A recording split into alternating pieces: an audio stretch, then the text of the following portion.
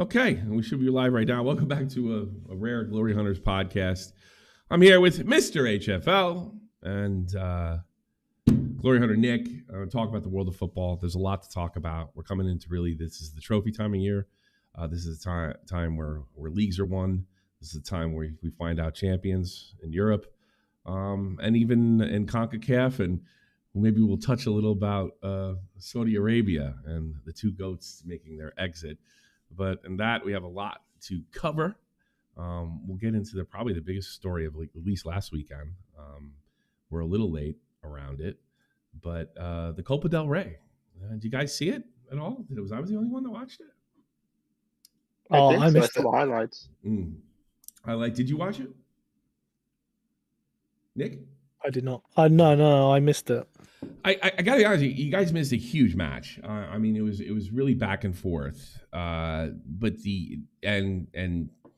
Barcelona ended up, coming the victors, and I think it's a well-deserved victory. But I think it's what a lot of the stuff that went around it, like the Antonio Rudiger having a complete meltdown, and then red cards being given out to Bellingham and Lucas Vasquez. But I was kind of wondering if you knew this. Did you know that there was a video played in Spain about the referee and how that he had slightly more calls in Barcelona's favor in his history than he did Real Madrid? This prompted Real Madrid to act like Real Madrid and demand that they drop they demanded that they would to drop the referee, where La Liga actually just decided. I'm a little paranoid right now. I want to know if we're actually broadcasting. Yes, we are. Now I'm less paranoid.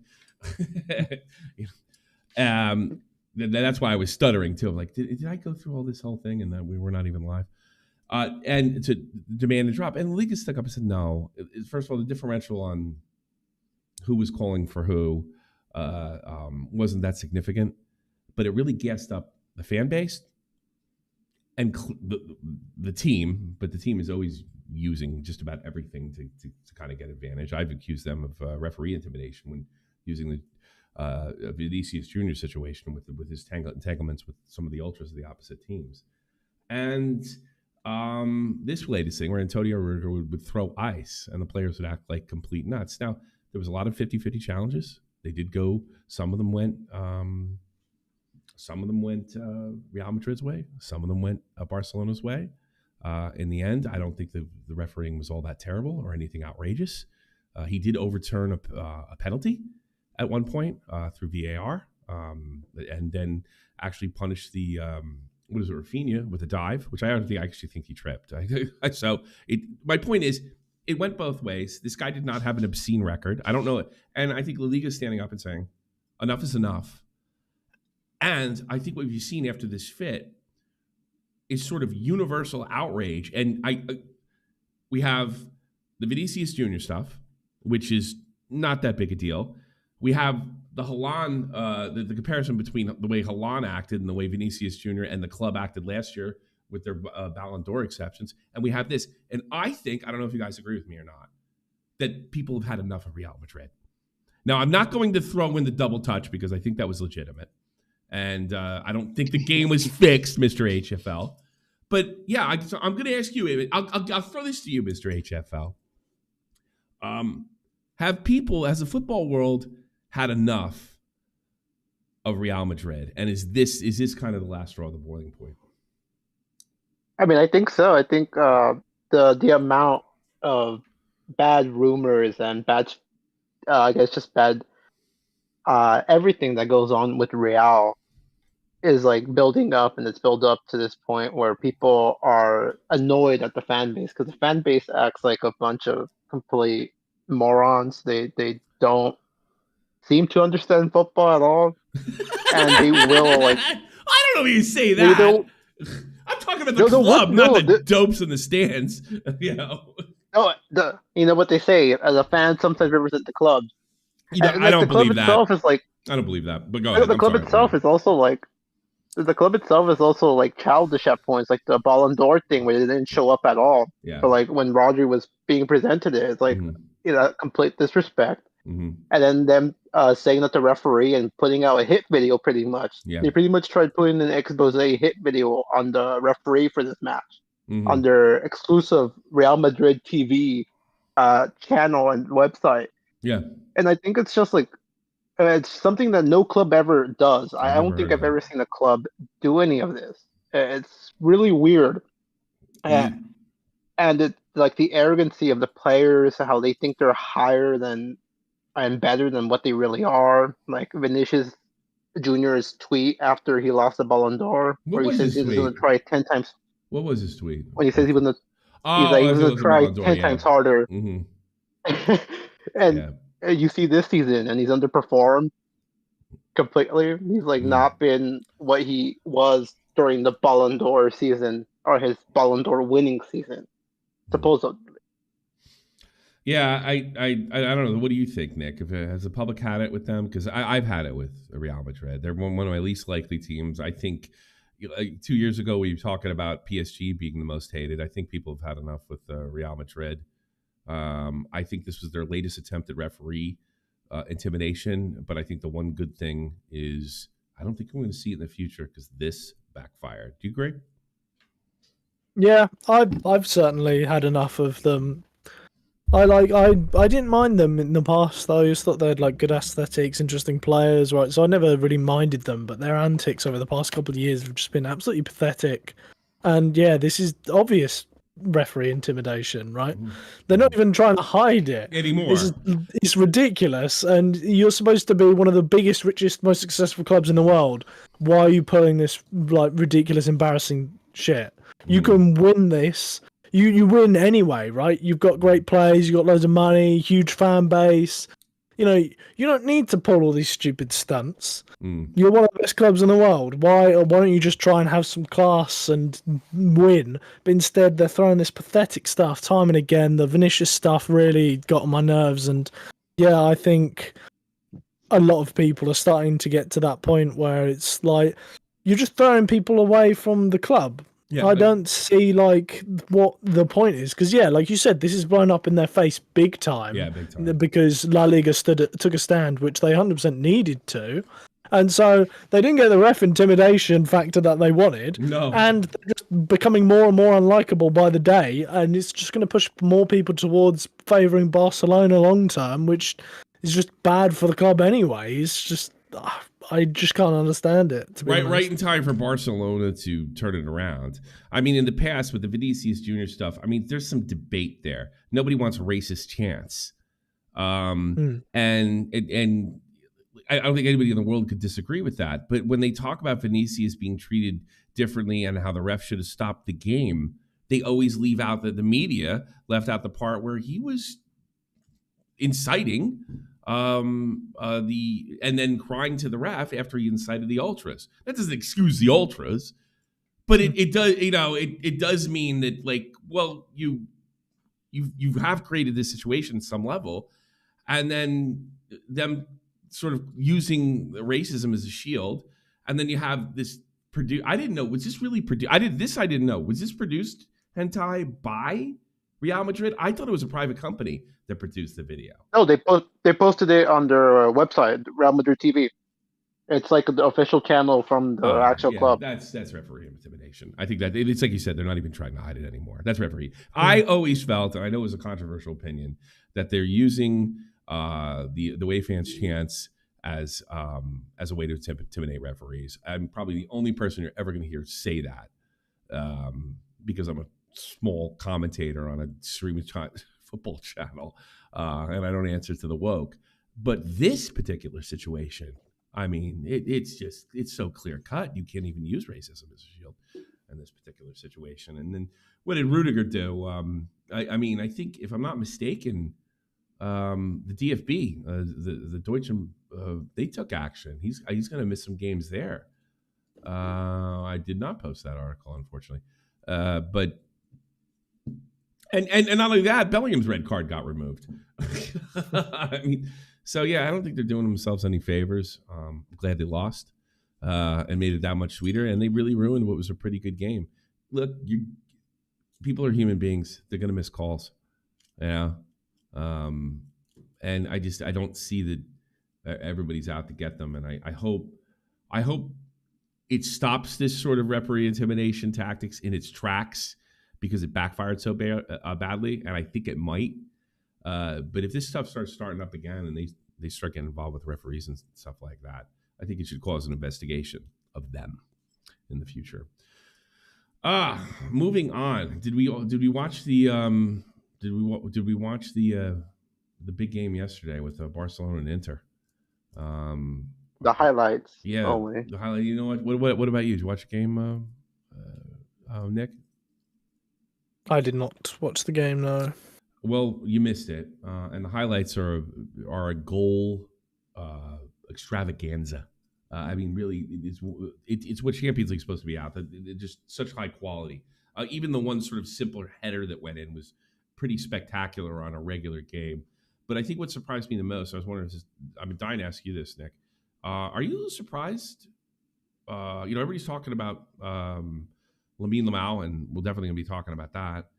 But Inter playing at the level that they're playing and really taking the lead right away, is Inter better than we thought, in your opinion?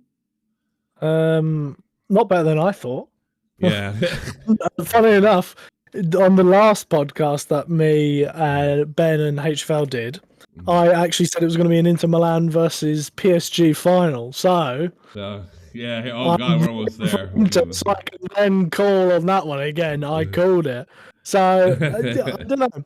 I just think, although to be fair, in this one they surprised me a bit in the sense that I thought Inter was so good because they're defensively they've been unbelievable this Champions League season. You know, they conceded 3 goals in this. I think they conceded like 3 goals all tournament before this game, and so when I was thinking that I could see Inter getting past Barcelona, I was expecting like a 1-0 Inter, not a 3-3 at the Camp Nou. But yeah, I do really like it. I obviously said on that tier list that I think Lautaro Martinez is a top tier striker, like one of the best in the world. And they've got some other fantastic players there. Barella in the midfield is phenomenal. Bastoni, one of the best centre backs in the world. Like, they're one of those teams that if you don't watch Serie A at all or really follow it, a lot of those names may not seem that like superstar to you, right? Because they've always been like very like playing in Italy, pretty much all of them. All of their successes come in Italy. There's not really anyone who's been La Liga and Prem and then gone there, and so you know them. But to people that do watch the league, you know they have some some of the best players in the world secretly play for Inter Milan, and so. Yeah, like Barcelona have been absolutely fantastic, but I'm not too surprised that Inter really took the game to them because they've been a really good side in Europe this season. The big story about this game is, of course, Yamal. One of the things that I've noticed, and I noticed this, and it's just almost impossible. Look, we've seen great talents that are 17, 16-year-old guys through the years. That's not so unusual in itself that we don't see. It's unusual in an individual, but it's not unusual as far as finding a talent that great. The thing that really gets me, and this is what I wanted to ask you, Mr. HFL, is one of the things I'm seeing on the field is leadership. They're down 2-0. He takes the damn ball himself, gets through, draws 4 defenders to him, and makes a beautiful chip, highlight goal, and then hits 2 posts right back after that. After he scores the goal, settles everybody down. Let's go. We're not done. This is not time to cheer. We got to get back in this game. And they do. That's a leadership quality. That usually can't be taught. And to see it out of a 17-year-old boy, he looked like he was captain of that team. Am I wrong, Mr. HFL? I mean, I think it's easy to say that he's the next big thing. I think that's a very simple thing. But is he more than that? Is he a leader too? But to show that kind of quality and poise and leadership at 17, I think that's actually more amazing than the goal, and even more amazing the fact that he's playing at Barcelona at the age he is. How do you feel about Yamal? I mean, surely he's one of the most promising young talents in like the last couple of years since like Mbappe. He's definitely one of the top ones, especially. Definitely a contender for maybe Ballon d'Or. Sure, I think he's far and away ahead. I think he's far and away ahead. I do think like his way of showing leadership, especially showing more leadership than Frankie de Jong, who's supposedly the captain of the team. Yeah, right. Yeah.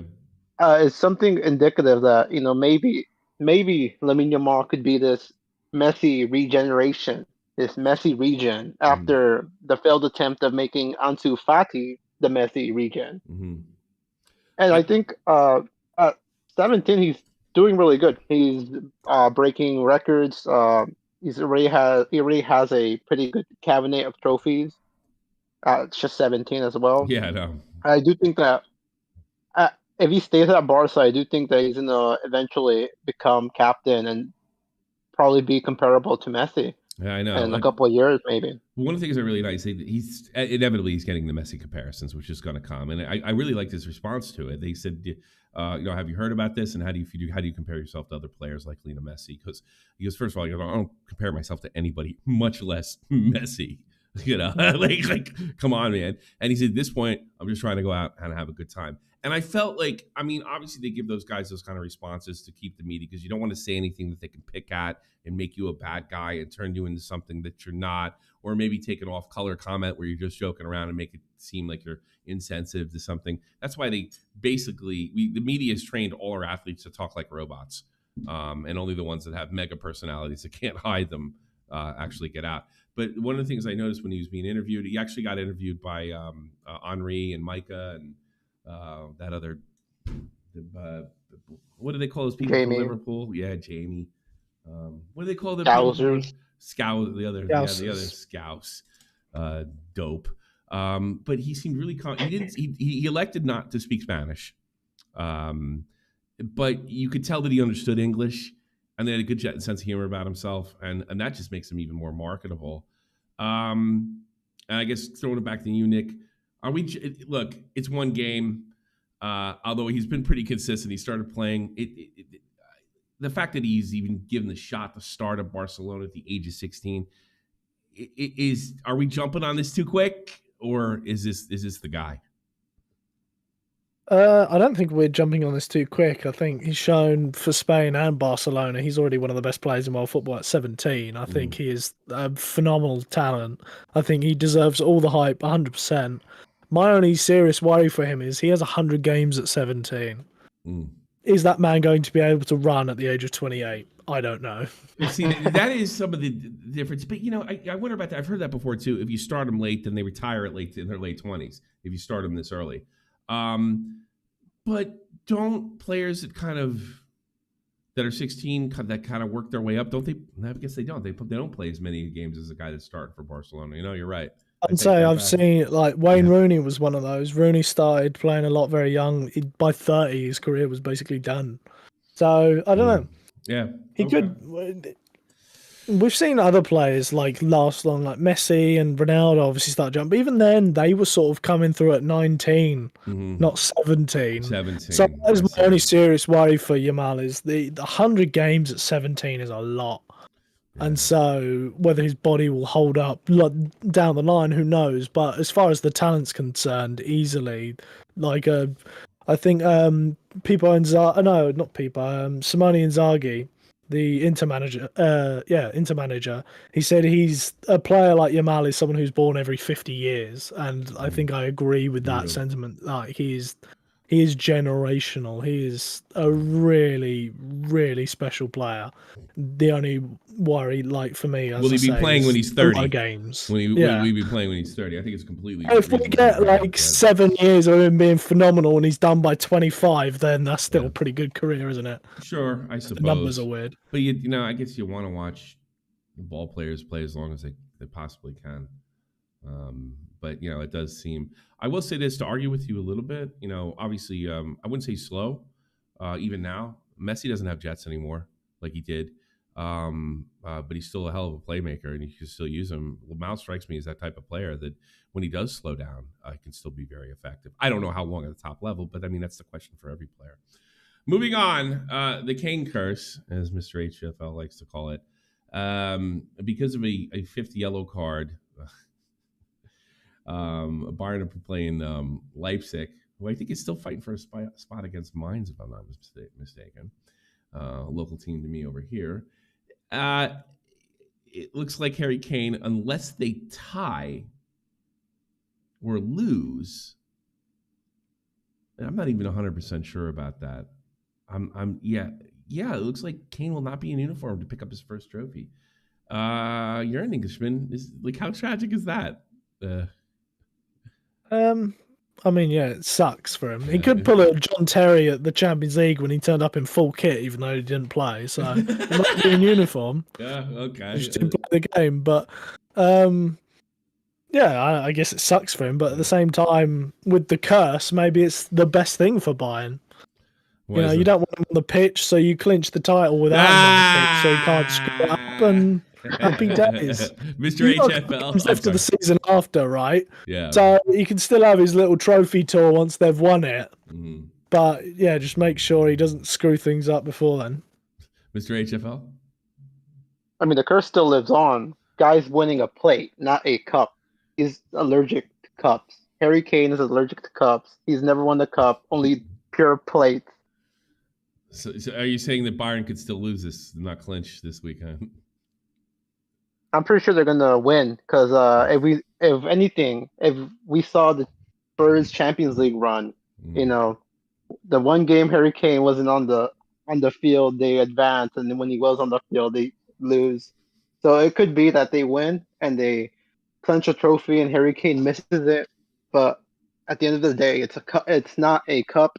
Harry Kane will never hold a cup in his life. All he will hold is he's going to win a cup. He's going to win a cup. It's his cup too. In fact, more so than a lot of those. Yeah, he's definitely added to the Bayern team. I'm going to stop you right Isn't the Bundesliga Bundesliga it's like the second biggest fucking league trophy, the hardest one to win besides the Prem. But it's a plate. Is it not a plate? I probably think it is. Yeah. No, it's not a cup. Oh, shut up! Shut up!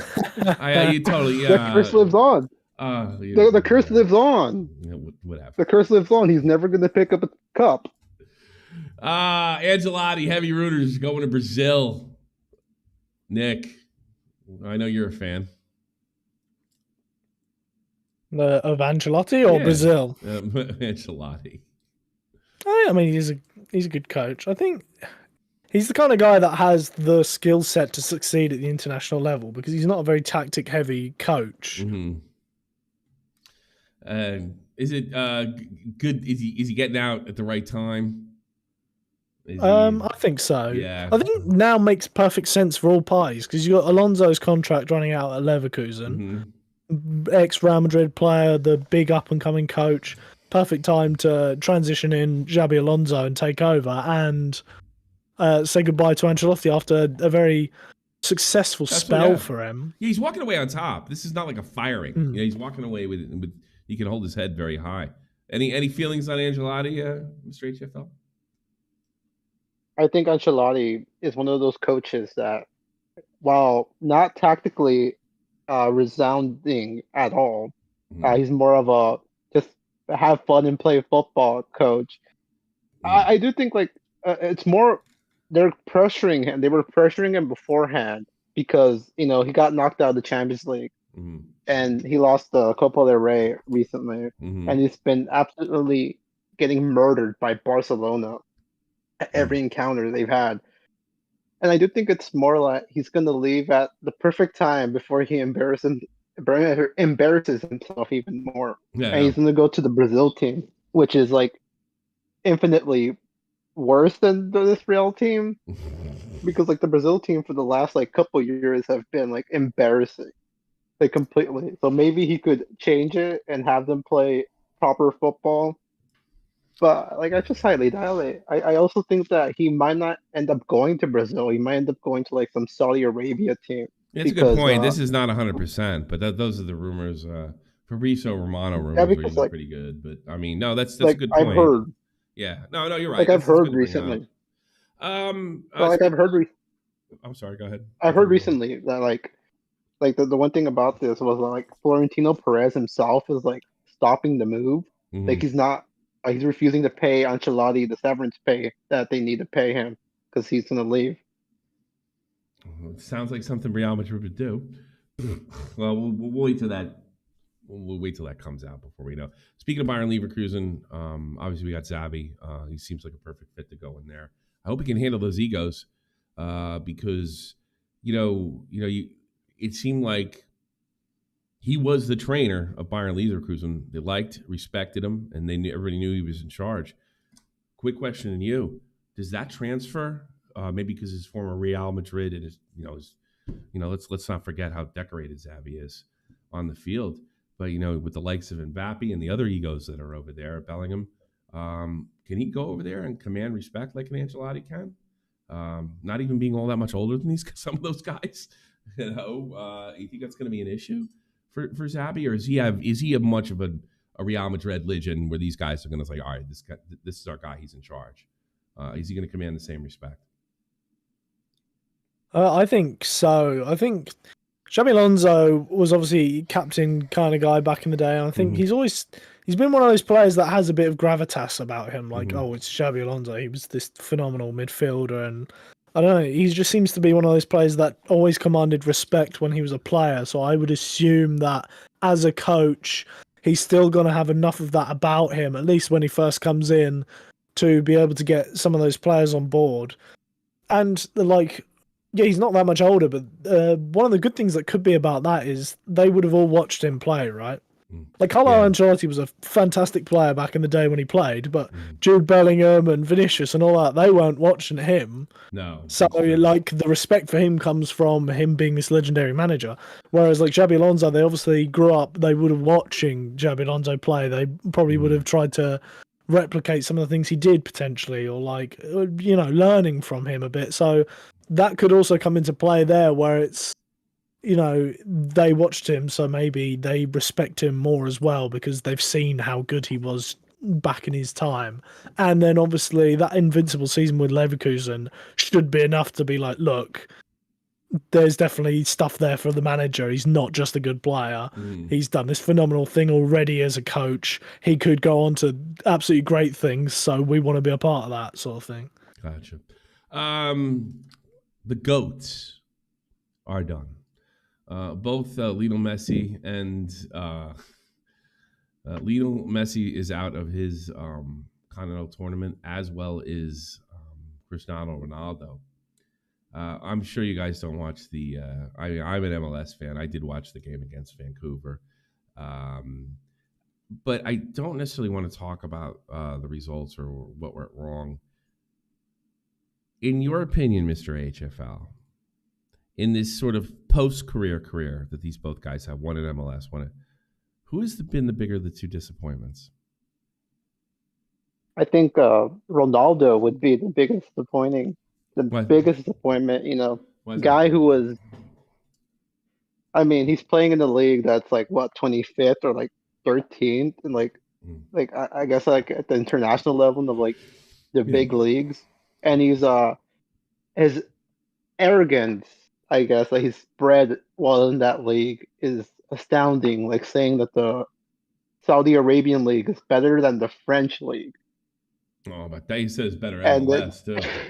And it's better than the MLS as well. He said like a bunch of like ridiculous thing to gas up the Saudi Arabian league. Yeah. As like this thing that's bigger than MLS, bigger than League One, bigger than everything. And his achievement of getting 1,000 goals will come at a league where it's pretty much not even a farmers league. I'd call it like a part-time league. Well, the other thing you can say is Messi won a trophy. And when I say major trophy, I don't mean, when I say major trophy, I mean major trophy within that league's realm. They've lost their Kings Cup. Messi won a trophy, and he won the league the next year. And I listened to Bradley Wright, their other Wright's son. He says it's harder to win the league in MLS than it is actually the playoffs, because in the playoffs you need luck. If you actually win the Supporters Shield, Messi's already done it twice.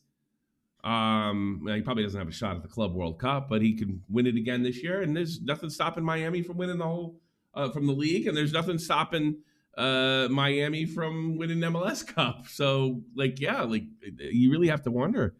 And that's the other thing. That's another thing is the league's top heavy. They're like three good teams. The rest of them, they're not supported. They're supported less well than my team over here, a third league German team. So, I think this has been a little disappointing, and I guess I'm going to throw this question to you. should he've gone to MLS, and we could have relived some of that Real Madrid Barcelona magic. Would that have been a better move for him? He wouldn't have made the money. I'm asking Nick now. I would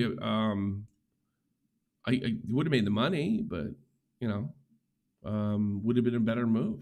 I mean, the other thing is by long-term money. If somebody's actually able to tap the American market, the amount of money that would come into flooding in Europe and football in general would be just tremendous. They've been trying to do it since Pele. What did he make the right move? It's a tough one to say, right? Because in hindsight, the MLS looks like the better choice. Mm-hmm. But in fairness to Cristiano, we've seen all of this investment from the Saudi government into football. Breaking the sports market was a big part of their national strategy to try and diversify their economy. Sure. And so when you think of it at the time that he moved there, you're looking at the MLS is sort of, it's a decent league, but there wasn't that much hype for it at the time that they all moved, right? Sure. The hype came with Messi going there. Correct. As they would have presented Ronaldo with this plan of, look, we're investing all this money into the Saudi Pro League. We want to make this one of the biggest leagues in the world. The government's giving us millions upon millions to buy all these players.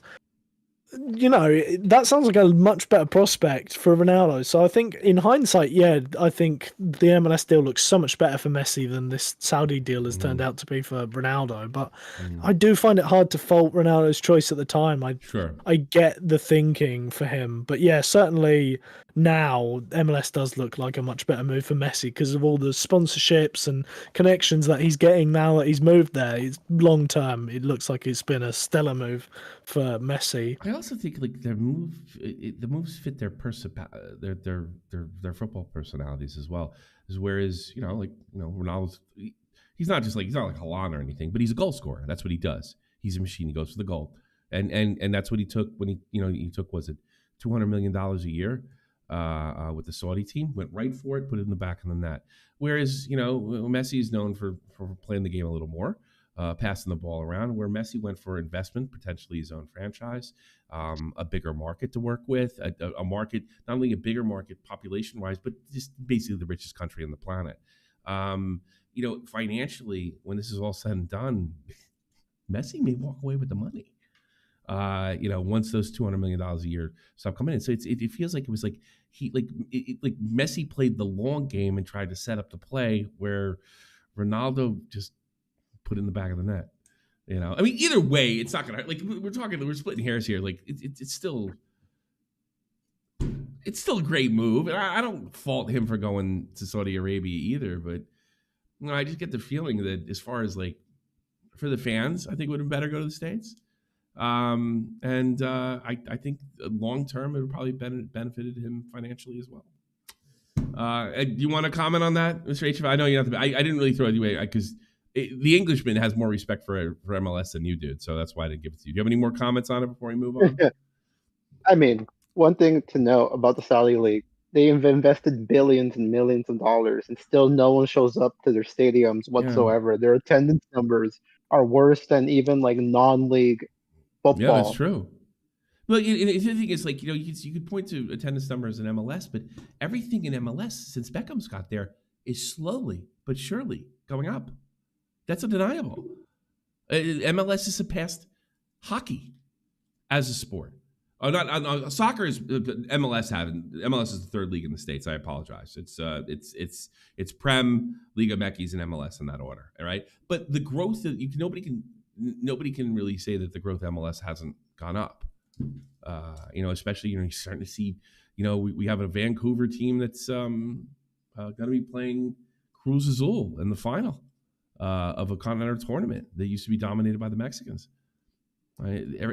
That's pretty much because MLS talent hasn't. MLS has pushed people to get more talented, and now MLS is more competitive with Mexico, which is now like a real rivalry instead of just a complete domination like it was 30 years ago. So I don't know. I think it was long-term thinking versus short-term thinking, and it really fits their outlooks. Nothing wrong with going for goal.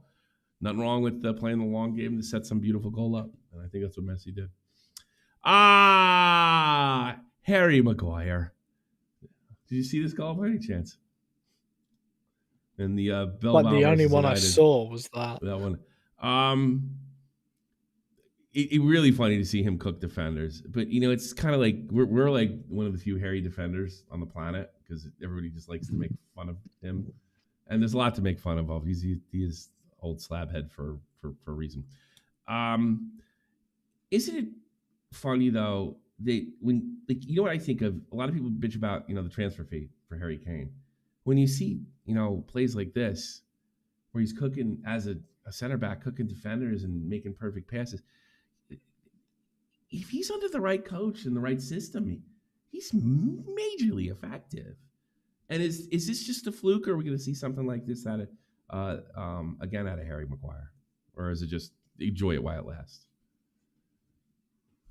I think enjoy it while it lasts. Not because I don't think Harry Maguire is good. I obviously am a big fan of him, but I just think United just suck.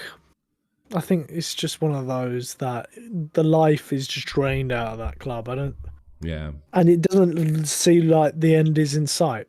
I was talking a lot with people from work today about Tottenham and United. Neither of them have 40 points yet. 40 points used to be the benchmark of how to stay up in the Premier League for relegation sides. And the only reason that those two are not in a relegation battle right now is because the three promoted sides were so dire that they're so far behind. That is how bad this season has been for Manchester United. They would normally be in a relegation fight right now. And I don't know how you can bounce back to a respectable level that quickly when you're that poor in the league. And so it's hard to see anyone really flourish in that team like Maguire when, the team just sucks. At the end of the day, you can be a really good player, but if your team sucks, you're not really going to shine as much because you're not going to have the opportunities. You're going to be let down by teammates all the time. So, yeah, I think it's fun when you get these moments from Harry Maguire, but I don't think it's going to be a regular thing at all. But I mean, is some of it just... the Premier League stacked.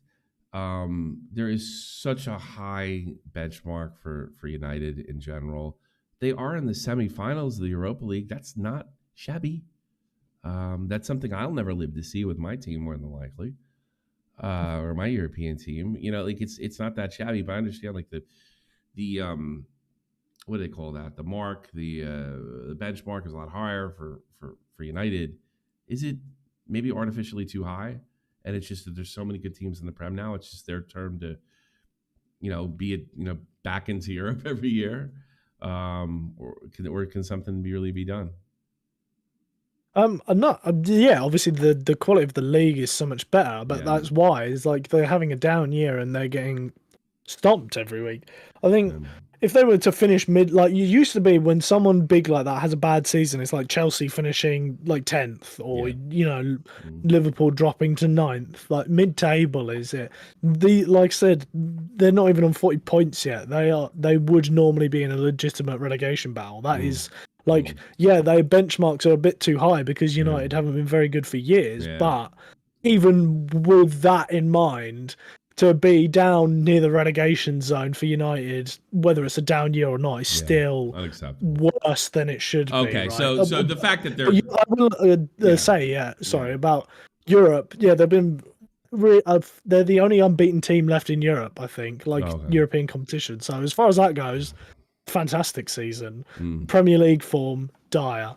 I guess, it does seem like every year that the wheels are falling off of Man U, they win a trophy. It doesn't it feel that way? FA Cup or something. You want to comment on this, Mr. HFL, or because that's your rival team? I mean, as a fellow citizen, I think that Man United having the biggest downfall in history since Fergie left and Sir Alex Ferguson left, I think it's wonderful. I think Man United being only I think like 2 positions away from being completely relegated just shows the future of the club. By next year, Man United will be relegated. It's so biased. I had enough already. All right. They'll get relegated. Amorim will get sacked mid-season. They'll bring back Eric Ten Hag. That's our next story. Speaking of Eric Ten Hag, rumors about going to Bayern Leverkusen. I don't like it. What do you think, Mr. HFL? The GOAT's going back to football. You know, two trophies in 2 years for Man United, right? That's more than Arteta has achieved at Arsenal. That's true. Like Arteta has been at Arsenal for God knows how long, and he hasn't won a single big trophy. How Like the thing he's won. instead of answering a question I didn't ask, how do you feel about Ten Hag going to Leverkusen? I think Leverkusen will be unbeaten next season if he does end up joining as a coach. Okay, Nick. They'll be top. Nick. They'll be top of the table. Do you have a different prediction? I think there certainly is potential for him to do well there. Okay. I think when you look at it, at Ajax, he did a phenomenal job, took them to the semi-finals of the Champions League. They were playing fantastic football, really good job, which is why United hired him. Mm-hmm. All right, he sucked at United. But look at Ruben Amorim. He was absolutely destroying the Portuguese league, beat Man City in the Champions League, was playing absolutely phenomenal for Sporting Lisbon, and now he can't buy a win in the Premier League. And so I think it's hard to look at Ten Hag's time at United and sort of judge him too much on that when it shows with other managers. They've had so many good managers like Mourinho, Louis van Gaal. All of these great coaches have gone to United over the years and had terrible times and then gone on to be okay again. So I think if you look solely on at his Ajax time, you can see the thinking there from Leverkusen where it's like, do you know what? United is cursed. Look how well he did with Ajax. You know, semi-final of the Champions League with Ajax in this day and age is a really big achievement when you think all of their best players leave straight away, you know. And so I think there's certainly potential that Ten Hag isn't as bad as his United time. So basically, looks, scrap, and he did win a trophy over there. So just scrap it. There's something wrong with management. The rot is way higher above his level. Scrap it, give him the benefit of the doubt, and see how he does at Leverkusen. Because I didn't like it at first, but now that I'm looking at it this way, you know, you look at his Ajax performance, you look at the machine, the manager eating machine that is Man United. Yeah, maybe everybody should be giving him a fresh look. Perfectly honest with you. This just in, Dembele injury. PSG just came out with the last 5 hours, and that kind of leads me into that is a blow. Of course, the Arsenal, they're only up one after the first leg. They're only up. PSG is up 1-0, and now we're in the Champions League semifinal, playing more like you know, what Inter. I mean, PSG is playing more like Inter normally, and Inter was playing more like PSG in this past Champions League, with the 3 goals versus it did seem like PSG parked the bus, but that's not what I'm going to get into. This is a very different team. This is obviously, we don't have Dembele is a star, but he's not a megastar of the Messi order. This team's got a real shot of winning the whole thing. You predicted this early, that you really like this club and that they were dangerous. I laughed at you. Everybody else laughed at you. I don't think anybody's laughing anymore. Where do you expect them to be? In fact, I think you had Inter in the final or something crazy like that, if I'm not mistaken, as well. So Inter PSG. Why did you come up with that? And why is PSG winning? Because they just have a phenomenal squad. Yeah. At the end of the day, I said it before about it. I named some of the players there that I thought were really impressive, like Desiree Doué, Kvaratskhelia. You've got Ousmane Dembele's playing phenomenally. João Neves in the midfield. Bradley Barcola, another attacker. They've got all these young, highly technical, highly skilled players on the ball. And, you know, they're getting their flowers now, right? You're seeing so many people hype a lot of them. Doué especially is getting a lot of talk now. And it's like, yeah, it's because these guys, they just have so much skill with the ball. And then you've got Enrique in charge, who is quietly one of the best managers in the world. I don't think he gets nearly as much recognition as he deserves. He won a treble with Barcelona, you know, and then Spain looked fantastic before he lost his job there. And now, obviously, he's thriving with PSG. So I think Enrique is a really good manager who really knows how to play possession football. And then you've just got so much technical talent in that squad that, you know, it combines perfectly to create this team that is just so dangerous going forward. because, you know, you can try and shut them out, but with all the skill they've got, the dribbling ability, they're just going to find holes and find ways through your defense because they can just keep the ball so well. And so, yeah, that's why they really excited me earlier in the season, just watching them, just the ability on show. You could tell that this was the special team. At least I thought so. And you called it before the round of 16, so pat yourself on the back on that. Mr. HFL, what do you think how ironic would it be, Mr. HFL? This would be a good question for you. That after losing Neymar, losing Mbappe, losing Lionel Messi, the GOAT, and putting that super club together, and it wasn't even as successful as the Galacticos, or it wasn't even, and that wasn't, they won stuff, but not what they were supposed to, considering what they paid for. How ironic would it be if we have a PSG champion when all the big players have moved away? What do you think of that? I just think it just shows that the problem was the player. The problem was Mbappe. Ooh. That just shows that he was the problem behind everything. Why was it Mbappe? Well, did they ever win the Champions League with Mbappe? No. Yeah, I suppose. No, but I think the other guys of the team too. I mean, I think Mbappe might be cursed to never win the Champions League, right? Because he's been to right. PSG never won the Champions League. Real Madrid joins Real Madrid. This Real Madrid team, is expected to win the Champions League again. He completely flop.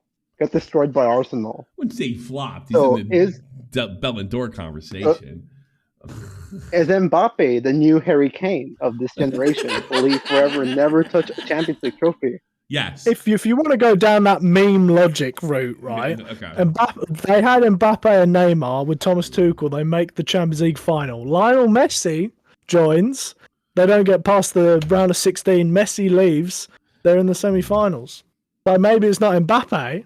It's Lionel Messi. That's the serious issue. There you go. But Messi has won the Champions League. That's the problem with that. Mbappe has never won the Champions League.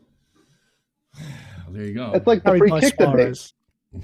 It's like the free kick thing. Like Mbappe was never expected to score a free kick, and he scores one. Who's winning this one, Mr. HFL? Who's going ahead? Is it Arsenal or PSG? I think PSG. I think Arsenal. I think Arteta will bottle it like always, completely. And Barcelona Inter? Bottler.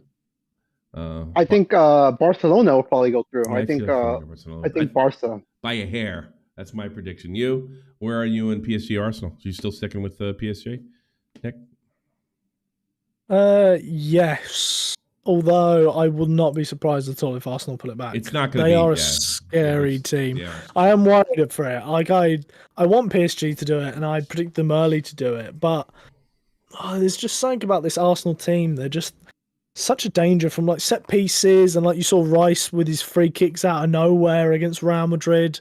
So even though historically they're bottlers, they have just like that. I didn't expect them to beat Real Madrid at all, and they really shocked everyone with how they dominated Real Madrid. And so that has me a little worried with the PSG prediction. Is they played so well against Real Madrid, so why can't they do it against PSG? But I think I'll stick with PSG to do it. Gotcha. All right. And that's it. I mean, the podcast, I guess we could go over our oddball situation. Actually, sticking with PSG thing, you guys, we watched a video before about FC Paris, who was actually technically in 1969 a part of PSG. It broke away. PSG went down to the lower leagues, non-professional leagues, as FC Paris went up, and then something happened, I guess, because they got a lot more fan support, and FC Paris sunk to regional type leagues, and PSG became what we know today.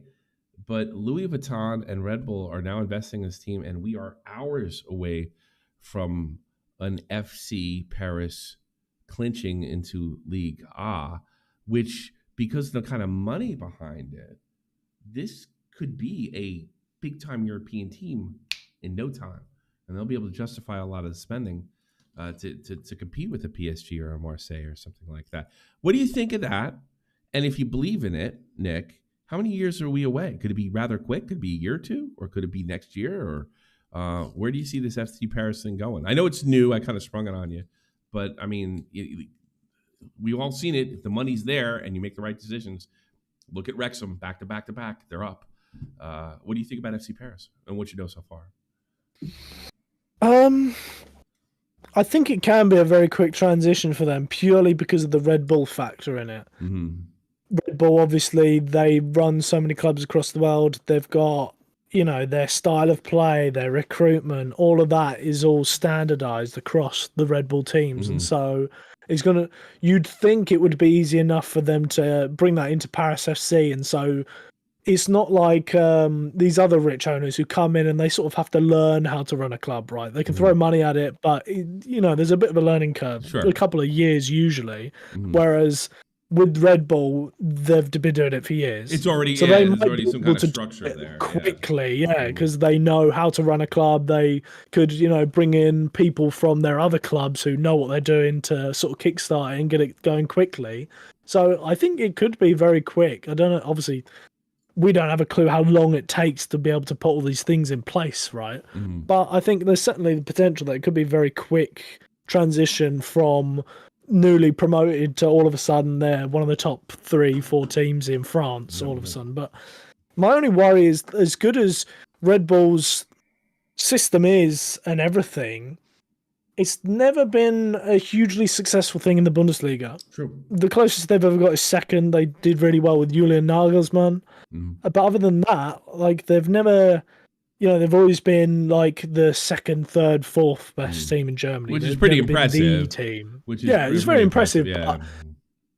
But they always fall short of the success. And so I think that question is going to be there with them, is with all this money in Paris, can they finally find that success the Red Bull way? Or is it one of those things that can only take you so far? It can establish you so you're comfortably good, but it's not, you need more than that to then actually become successful, especially against a club like PSG. PSG's got to win because it's FC Paris. They might become a factor on this. Where are you, Mr. HFL? I think money could buy you players, money could buy you coaches, money could buy you everything. But at the end of the day, it depends how you use said money, how you use, or what coach you use, and whatever. I think Paris FC, if they make one bad choice, whether who they appoint as coach or who's the coach right now, and they buy mega superstars, they'll just flop. I do think they're going to flop. Okay. I hope they flop. I hope they never make it to League One, because we're hours away. We're hours away. I just said it. They start at 8 o'clock Central European time. They're that close. It's a done deal. It's like Bayern. I hope they don't. I hope something happens. They don't go up. That League One belongs to Paris Saint-Germain. That league belongs to Paris Saint-Germain.